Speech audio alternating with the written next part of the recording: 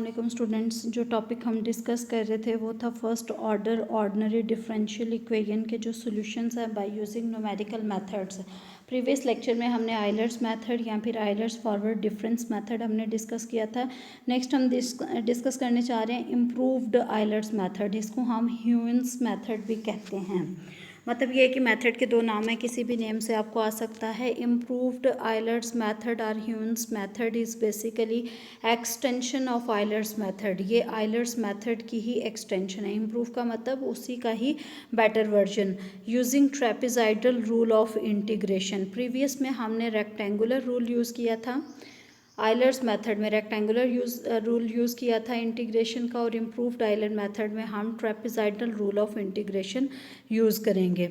Consider the initial value problem. Again हम start उसी तरीके से करेंगे। D y by d x is equal to f of x y और y of x not is equal to y not. और h क्या है आपके पास? स्टेप साइज है। H is step size. Integrating the differential equation from x not to x one by trapezoidal rule.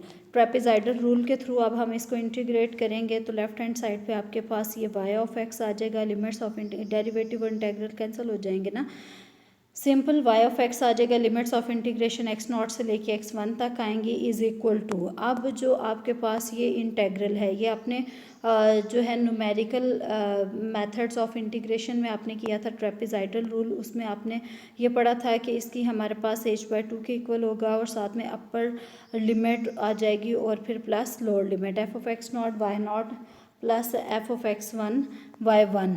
ये किस तरीके से आएगा? ये आपके पास एक दफ़ा एक्स नॉट अप्लाई करेंगे, एक दफ़ा एक्स वन अप्लाई करेंगे। ये इंटीग्रेशन वाला हमने फार्मूला यूज़ नहीं किया, हमने क्या यूज़ किया है? ट्रेपेजॉइडल रूल, जो आप ऑलरेडी ड्राइव कर चुके हुए हैं, इसलिए आपको दरम्यान में माइनस नज़र नहीं आ रहा। इसके बाद ये जो f of x not y naught था, हमने अपनी आसानी के लिए इसको एफ नॉट कह दिया। जो f of x one y one था इसको एफ वन कह दिया, और यहाँ पे लिख भी दिया कि ये दोनों इसको रिप्रेजेंट कर रहे हैं। और वाई ऑफ एक्स वन को वाई वन का नाम दे दिया, वाई ऑफ एक्स नॉट को वाई नॉट का नाम दे दिया। Y one minus y not is equal to h/2 f not plus f one आ गया। यहाँ से हमारे पास वाई वन इस फॉर्म में आ गया। प्रीवियस में जो था वो उसमें था कि y one is equal to y naught plus h times और साथ में आ जाता था f of x not y naught. इसमें क्या डिफरेंस है? इसमें यहाँ पे h/2 भी आता है और just f of x not y naught मतलब सिंपल उसमें एफ नॉट आता था, इसमें f not plus f one मतलब दोनों का एवरेज डिस्टेंस आता है। एफ वन दोनों का एवरेज आ जाता है F one F not plus f one by 2। अगर आप इसी मेथड को जो है वो सिमिलरली बेसिस पे करें तो वाई वन है यहाँ पे, तो यहाँ पे वाई नॉट है। तो नेक्स्ट में ये देखें यहाँ पे इंडेक्स एक ज़्यादा है और इसकी जो राइट हैंड साइड है उस पर इंडेक्स जो है वो एक कम है, और यहाँ पे दोनों का समीशन है। वाई टू है तो इससे एक कम वाई वन है प्लस h/2, और यहाँ पे इन दोनों का समीशन एफ़ की फॉर्म में f one plus f two. Similarly अगर हम nth फार्मूले पे मूव करें तो y n plus one is equal to y n plus h/2 f n plus f n plus one. मतलब एक तो इसका एफ एन और एक इस इंडेक्स के साथ एफ एन प्लस वन आ जाएगा। Y n plus one is equal to y n plus h/2, और इसी को आप क्या लिख सकते हैं? F of x n y n, मतलब एफ एन की जगह पे ये वैल्यू रिप्लेस कर दी, plus f of x n plus one y n plus one. यहाँ पे हमने टिल्डा यूज़ किया है। रीज़न क्या है? This is can be calculated by Euler's method. ये जो वाई एन प्लस वन है इसको हम बाय यूजिंग आयलर्स मेथड जो प्रीवियस हमने डिस्कस किया है उसके थ्रू हम कैलकुलेट कर सकते हैं। अच्छा, ये जितने भी मेथड्स हैं इनमें ऑलमोस्ट हर मेथड में प्रीवियस आपका लाजमी यूज़ होगा, तो आपने इस बात का ख्याल रखना है कि आपको प्रीवियस मेथड आता हो। अगर वो नहीं आएगा तो नेक्स्ट आपको कन्फ्यूजन होगी। इट मीन्स ये जो वाई एन प्लस वन था इसको हमने आयलर मेथड यूज़ करते हुए यहाँ पे उसकी वैल्यू लिख दी f of x n plus one, और वाई एन प्लस वन की जगह पे हमने प्रीवियस मेथड को यूज़ करते हुए वाई एन मतलब प्रीवियस वैल्यू प्लस एच और f of x n y n लिख दी, which is improved Euler's method also called Huygens method.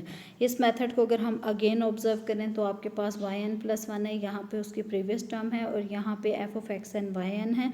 उसके बाद f of x n plus one और वाई एन प्लस वन आना था, तो y n plus one previous Euler's method को use करते हुए आपके पास ये आ जाएगा। इससे रिलेटेड हम कुछ क्वेश्चंस करेंगे। क्वेश्चन है पहले ही हमारे पास dy/dx is equal to x plus 1 और y of 0 is equal to 0, मतलब इसमें x नॉट हमारे पास 0 है और y नॉट भी क्या है 0। ठीक हो गया। h इज इक्वल टू 0.1 है। To find y of 0.1 using Heun's method. अब आपने क्या करना है, y ऑफ 0.1 फाइंड आउट करना है ह्यून्स मेथड को यूज़ करते हुए, मतलब इम्प्रूव्ड आइलर्स मेथड को यूज़ करते हुए। So f of x y right hand side पे जो भी मौजूद था आपने उसको एफ ऑफ एक्स वाई कह दिया। इनिशियल कंडीशंस ये थी, एच की वैल्यू ये थी x1, नेक्स्ट अप्रॉक्सीमेशन आएगी एक्स नॉट प्लस एच से 0.1 आ गई। इसके बाद y1 कहाँ से आएगा, आइलर्स मेथड को यूज़ करते हुए y not plus h times ये अभी हमने कैलकुलेट किया है। सेम इसी पैटर्न पे आपके पास ये 0 आ जाएगा।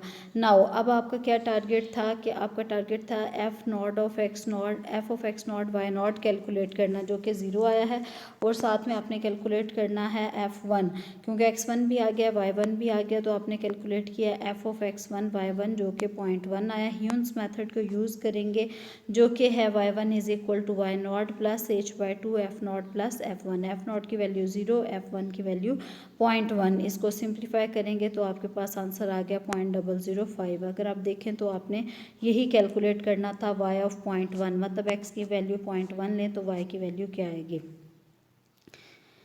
नेक्स्ट क्वेश्चन है हमारे पास, find y of 0.2 and compare your answer with exact value. तो इट मीन्स आपको इसका एग्जैक्ट सोल्यूशन फाइंड आउट करना आना चाहिए by the methods of chapter 9 and chapter 10 of mathematical method book. Okay, सबसे पहले हम इसको ह्यून्स मेथड के अकॉर्डिंग, जिस तरह से अभी हमने प्रीवियस क्वेश्चन सॉल्व किया, इनिशियल अप्रॉक्सीमेशन आ गई और एफ ऑफ एक्स वाई जो राइट हैंड साइड पे मौजूद है उसको आपने एफ ऑफ एक्स वाई कह दिया। उसके बाद एफ नॉट है तो यहाँ पे f of x not y not आ जाएगा। वैल्यू पुट की आंसर आ गया -1। x1 कैसे आएगा, एक्स नॉट प्लस एच से, तो वो आ गया 0.1। Y naught plus h times f of x not y not, और वो आ गया 0.9। अब नेक्स्ट है बाय ह्यून्स मेथड, आप क्या करेंगे, f1 कैलकुलेट करेंगे। पहले f नॉट कैलकुलेट कर लिया, अब आप कैलकुलेट करेंगे f1, f of x1 y1 आपने आइलर्स मेथड के थ्रू फाइंड आउट किया था, तो ये वैल्यू आ गई। स्टैंडर्ड फार्मूले में वैल्यूज़ को रिप्लेस करेंगे, आपके पास ये सोल्यूशन आ जाएगा किसका, आपके पास वैल्यू आ जाएगी y ऑफ 0.1 की। आपने क्या कैलकुलेट करना था, y ऑफ 0.2, इसलिए आपका क्वेश्चन यहाँ पे ख़त्म नहीं हुआ। मतलब ज़रूरी नहीं है कि हर क्वेश्चन में एक ही स्टेप करेंगे और आपका क्वेश्चन ख़त्म हो जाएगा। जब तक आपके पास वो रिक्वायर्ड वैल्यू नहीं आएगी आप उसको कैलकुलेट करते जाएंगे। x2 कैसे आएगा, x1 प्लस एच, तो यहाँ पे आ गया 0.2, मतलब इस आइट्रेशन के साथ ही आपका क्वेश्चन कंप्लीट हो जाएगा। तो y2 कैलकुलेट करेंगे, y2 आपने आइलर्स मेथड के थ्रू कैलकुलेट किया तो ये आंसर आ गया। f2 के लिए f x2 y2, और ये आपके पास ये वैल्यू आ जाएगी। ह्यून्स मेथड में इस वैल्यूज़ को पुट करेंगे तो आपके पास आंसर आया 0.8174। यहाँ पे आपने x की वैल्यू y ऑफ 0.2 पुट कर दिया तो इज़ इक्वल टू ये आपका रिक्वायर्ड आंसर है। इसके साथ उसने जो इसका सेकंड पोर्शन दिया हुआ था वो ये था कि आपने इसकी एग्जैक्ट वैल्यू भी कैलकुलेट करनी है। Now for exact solution of dy/dx आपने क्या किया, y को इस तरफ ले आया is equal to x square, जिसको अगर आप नोटिस करें तो ये क्या है, लीनियर डिफरेंशियल इक्वेशन है, क्योंकि राइट हैंड साइड पे y मौजूद नहीं है ना ही प्रोडक्ट टर्म। तो इसके साथ p ऑफ x आप कंसिडर करते होते हैं 1 dx, इसको इंटीग्रेट करेंगे तो आपके पास इंटीग्रेटिंग फैक्टर आ जाएगा, उससे आप अपनी जो ओरिजिनल इक्वेशन है उससे मल्टीप्लाई करवाएंगे। नेक्स्ट आप इसको जो है डेरिवेटिव की फॉर्म में लिखेंगे और right hand side as it is, उसके बाद इंटीग्रेट करेंगे तो डेरिवेटिव इंटीग्रेशन कैंसिल होकर राइट हैंड साइड रह जाएगी। अब आपका टारगेट सी की वैल्यू कैलकुलेट करना है। उसके लिए आपके पास कंडीशंस मौजूद हैं कि y of 0 is equal to 1 है, तो y की जगह पे 1 पुट करेंगे और x की जगह पे आप 0 पुट करेंगे। ये दोनों 0 हो जाएंगे और यहाँ पे आपके पास 2 रह जाएगा, तो c की वैल्यू -1 ऊपर बैक सब्सटीट्यूट करेंगे। Then x is equal to 0.2 था आपके पास, ये क्वेश्चन में गिवन है, उस पर आपने y की वैल्यू पुट करनी है, तो जहाँ जहाँ x मौजूद है वहाँ वहाँ आपने पुट कर दिया 0.2। आपके पास आंसर आ गया 0.8213, जबकि जो न्यूमेरिकल इंटीग्रेशन से आया था वो आया था 0.8174। इट मीन्स दोनों में गैप मौजूद है तो एरर एग्जिस्ट करेगी। The error is approximation is, error क्या हो जाएगा 0.81 approximated value minus true value हमने कर दिया, तो आपके पास इस तरीके से एरर आ जाएगा। इसकी आप एब्सोल्यूट डेविएशन भी ले सकते हैं, एक ही बात है। नेक्स्ट क्वेश्चन है by solving the differential equation find y of point 2 by Heun's method. As usual आप इसको परफॉर्म कर सकते हैं। क्वेश्चन है आपके पास using improved Euler's method or Heun's method solve this question with y of 0 is equal to 1 h is equal to 0.1 to find y of 0.2 and compare the exact value. Same question with same steps आपने इसको calculate करना है। इसके बाद exact value जो है वो थोड़ी सी वेरी कर सकती है क्योंकि एज़ पर क्वेश्चन हम उसके अकॉर्डिंग उनके रूल्स डिफरेंट अप्लाई करेंगे। लास्टली हमारे पास कुछ क्वेश्चंस मौजूद हैं। Solve the following differential equations to find indicated value by Heun's method. किस मेथड से? Heun's method. Compare the result with exact values. मतलब आपने इन तमाम के एग्जैक्ट वैल्यूज़ पे फाइंड आउट करनी है और ह्यून्स मेथड से आपने कौन कौन सी वैल्यू निकालनी है y ऑफ 1 की।